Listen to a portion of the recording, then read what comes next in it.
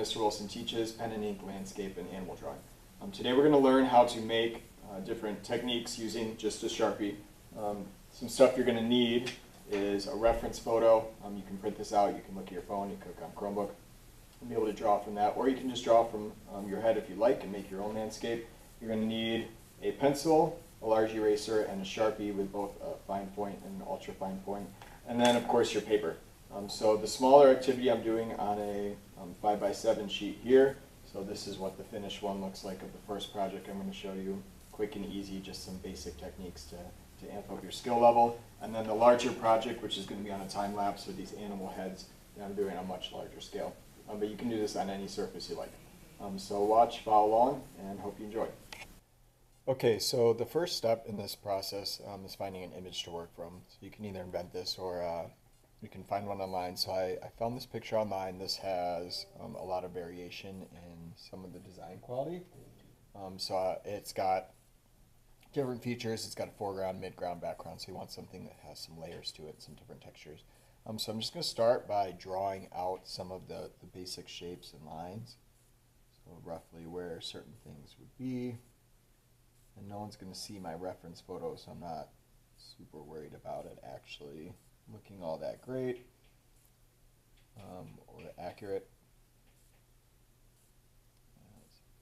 Tree. Some of this detail stuff, so I'm just going to roughly put like where it would go.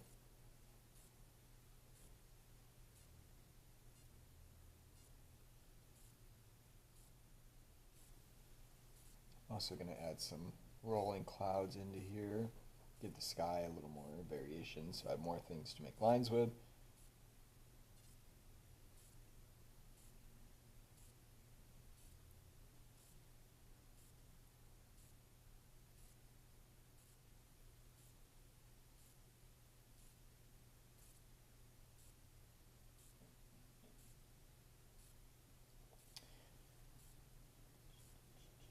Alright, let's add a door, window.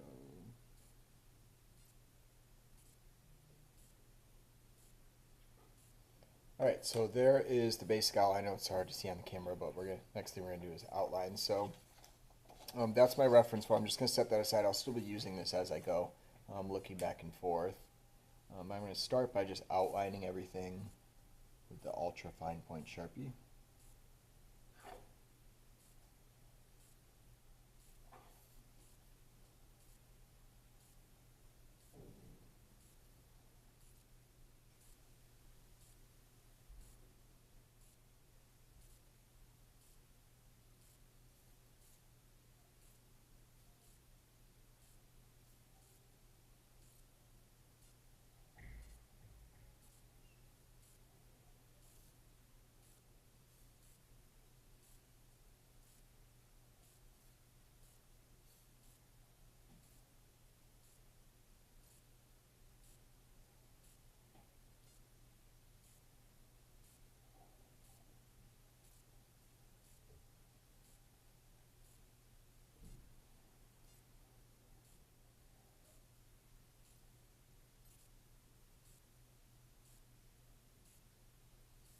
And now I'm going to take a big eraser and I'm going to get rid of all those pencil lines in there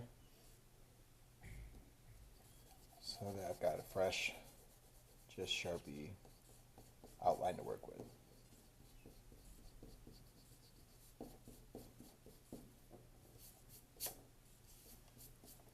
Alright, so now it's time to put in some of the texture. Putting in texture using the line quality, it's easiest to start with what texture is already there. So I know that this barn already has a texture naturally, so I'm going to use those.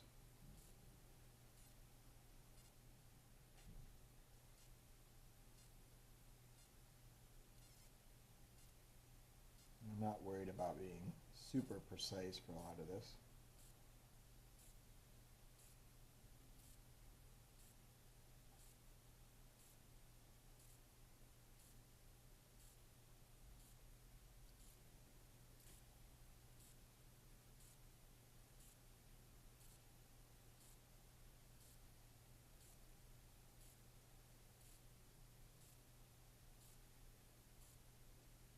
kind of color in some of the areas too.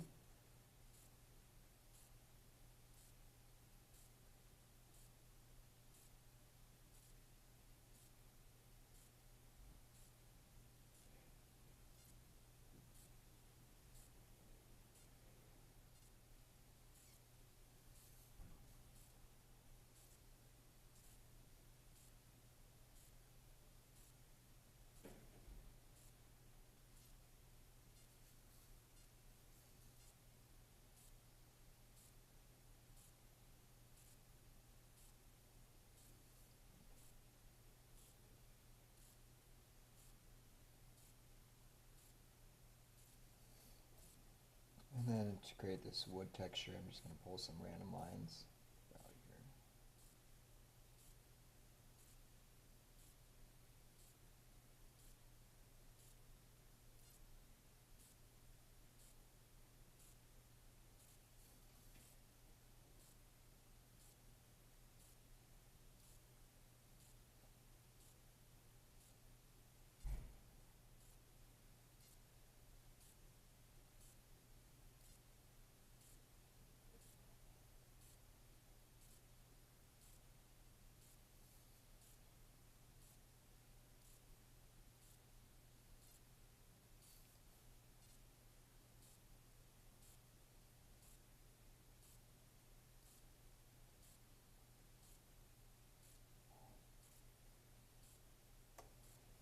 All right, so there's the first part. I'm going to move on to the roof. So this roof is done very similarly. It has the design already embedded into it. I'm going to start just by going with the same design that it already has. These are in shingles. Follow the direction of the lines.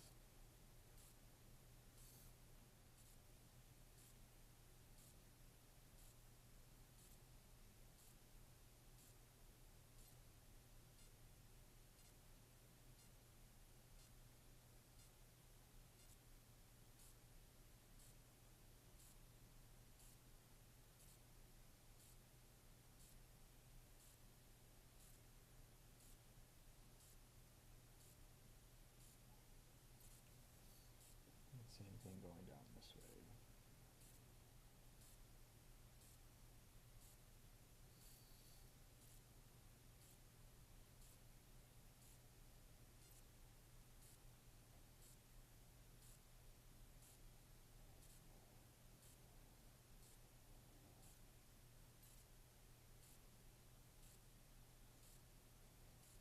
All right, so there's the basic designs. I'll zoom up a little bit.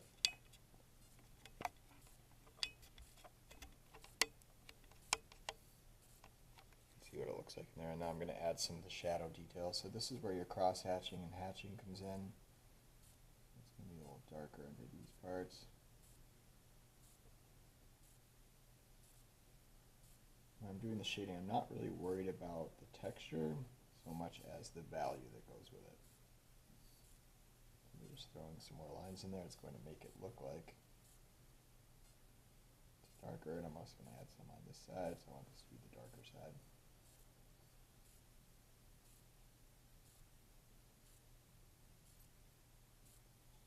And where it crosses through there as well. Let's give it a little texture on the door too.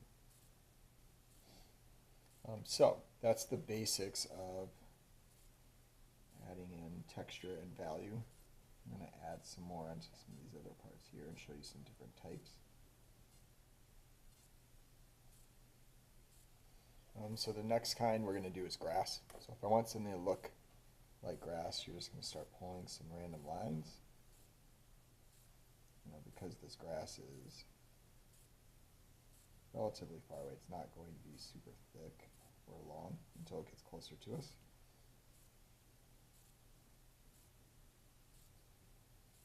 And so the closer you are, so this area near the water is going to be a little longer. It gets shorter as you go back.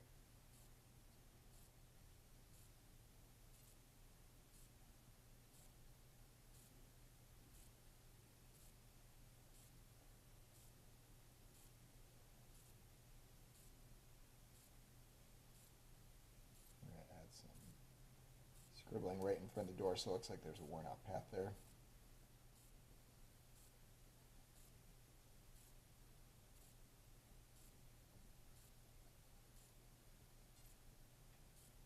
Alright, so there's some grass. Next, let's move on to this tree bush over here. Let's start by drawing in just some basic tree lines, like where the tree would actually grow. You can darken this up closer too.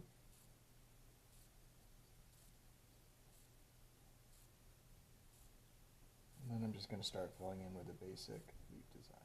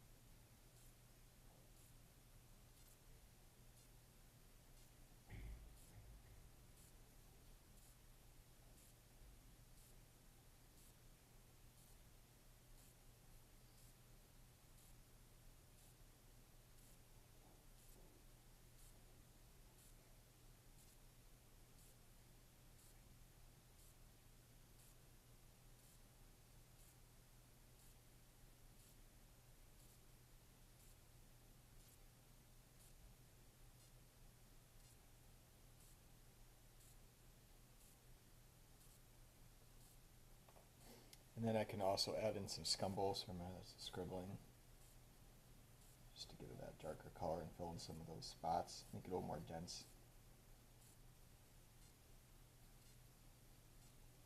I'm going to continue some of that scribble technique over in the hills here. This would be like a bush or wooded area. I'm going to start really basic. As I get further away, remember it gets lighter. Just going to get rid of some of those lines, more dense on the bottom.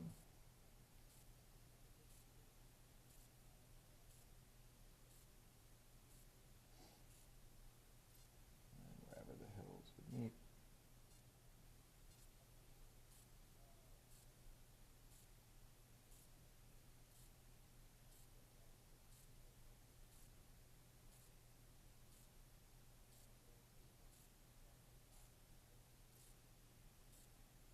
Mountain, we'll put a snow cap on. Some of the texture.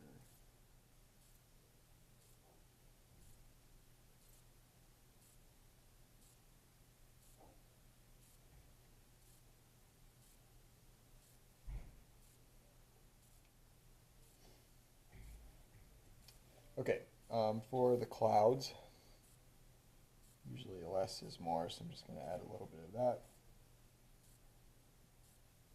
A couple of hatch lines just to show that the bottom has some shade to it.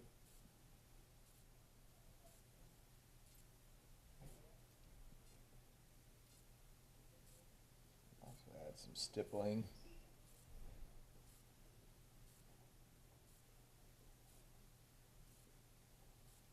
Alright, let's work our way back down to the bottom here.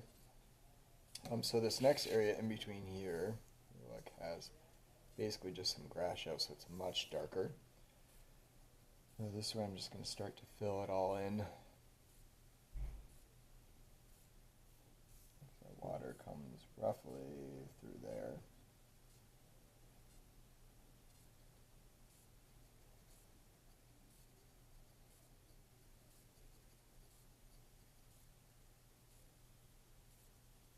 And our darkest shadow is going to be right behind there.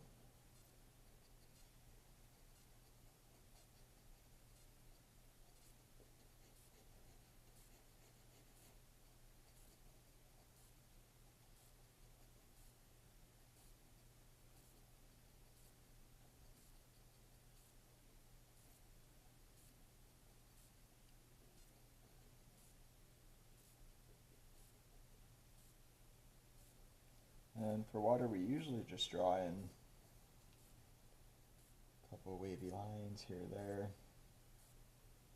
We want some, effects within it. But you don't want to overdo the water. You want it to look like it's clear. Anywhere there's a rock, there's some of this plant life, which will come through on the stream.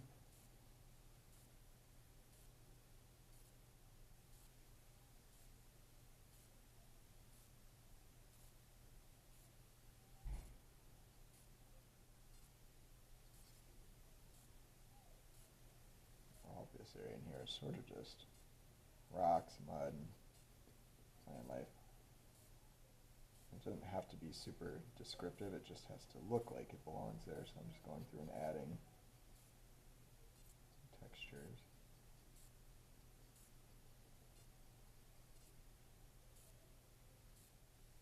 Alright, and then our front area again is going to be grass.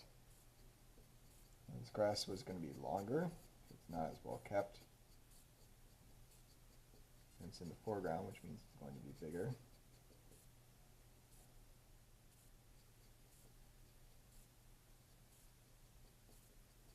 I'm going to start by getting a general.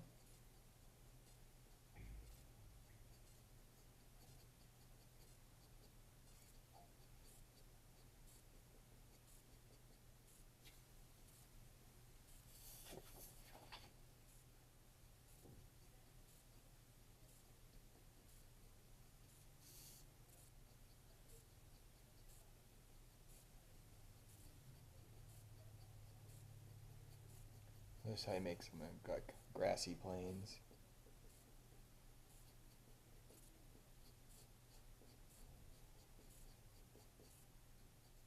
Every once in a while you're going to pick just a thicker area.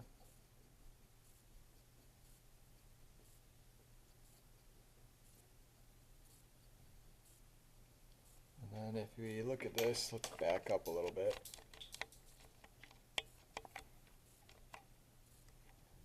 So the problem we're having now is there's just not enough darks in this area right over here. So we need to find some areas and just start to darken them up. Get some more value into here. We just do that with our cross hatching. We can pull some of that color right into the water.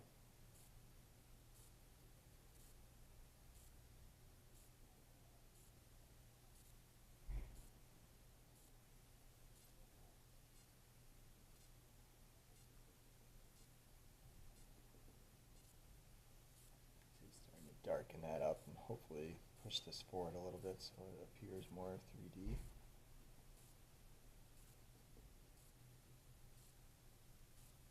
Pick other areas in here too and pull out some darker spots.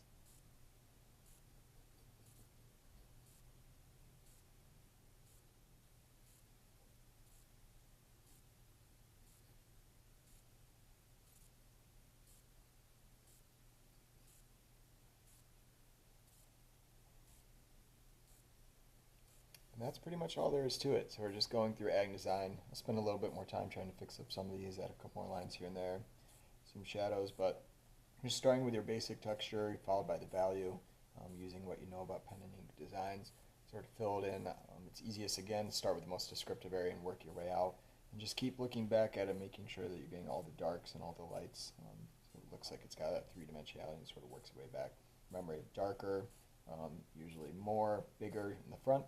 As you work your way back, you start to tailor it off. So good luck. Right after this, I'm going to show you this on a bigger scale using a rhinoceros. So that's the advanced version of this tiny mini project. So that's going to be a fast forward video, which is going to breeze right through and show you me working on it. So hope you like both. Give them a try. Let us know how it goes, and subscribe.